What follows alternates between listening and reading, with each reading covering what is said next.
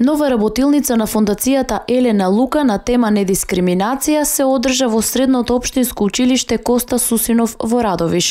Целта на оваа работилница, како што истакна Благородна Шопова од фондацијата Елена Лука, е младите средношколци да ги запознаат формите, видовите и основите на дискриминација и во кои области од општествениот живот ја среќаваме. Опфаќаме практични примери, се задржуваме исто така и на дискриминацијата која што постои на пазарот на труд, особено кај девојките, која што е многу присутна, да знаат, да ја препознаваат и ги мотивираме пред се тие во својата средина да делуваат во насока на спречување на дискриминацијата, зашто сите понекогаш можеби и несвесно дискриминираме или понекогаш сме жртви на дискриминација.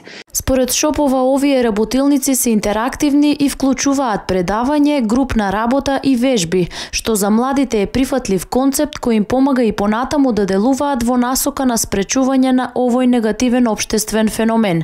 Фондацијата дава поддршка и на самохрани мајки и во 2016 година поддржа 6 самохрани мајки од 6 општини. Исто така разговараме кои се последиците од дискриминацијата за една личност, меѓутоа и пошироко за една општина, за една заедница, па дури и глобално. Изминатата 2016 година поддржа 6 самохрани мајки од 6 општини за отпочнување на бизнис или продолжување на веќе постоечкиот.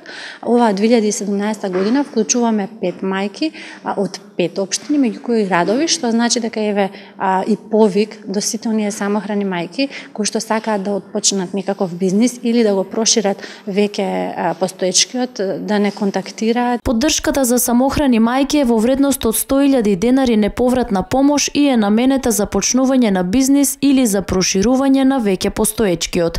Оваа фондација одржува повеќе работилници од ваков тип. Претходно се одржа работилница за родова еднаквост, а следната работилница на тема спречување на родово базирано насилство ќе се одржи наредниот месец.